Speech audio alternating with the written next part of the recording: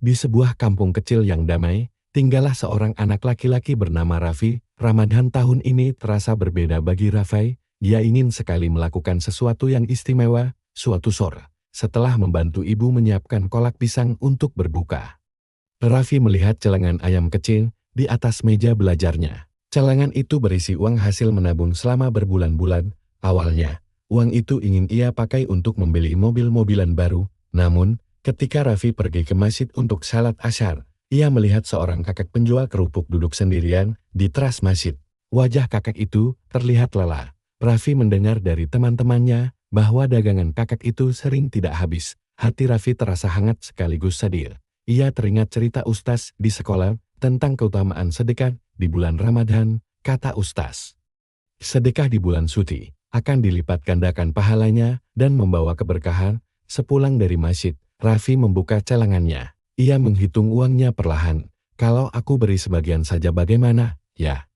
Gumamnya, tapi kemudian ia mengingat senyum kakek tadi. Keesokan harinya, sebelum waktu berbuka, Raffi mendatangi kakek penjual kerupuk itu. Dengan sedikit gugup, ia menyerahkan amplop kecil berisi sebagian besar uang tabungannya. Kakek ini untuk membantu membeli bahan dagangan, kata Raffi pelan. Kakek itu terkejut, matanya berkaca-kaca. Mak, semoga Allah membalas kebaikanmu, ucapnya lembut sambil tersenyum. Hari-hari berikutnya, sesuatu yang indah terjadi. Dagangan kakek itu mulai sering habis terjual. Banyak warga yang membeli, bahkan ada yang memesan dalam jumlah besar. Sementara itu, Raffi tidak merasa kehilangan mobil-mobilan yang ia inginkan. Justru hatinya terasa riang dan bahagia setiap kali melihat kakek itu tersenyum. Beberapa hari sebelum Idul Fitri, ayah Raffi pulang membawa kabar baik. Kantor ayah mendapat proyek baru, dan ayah menerima bonus kecil.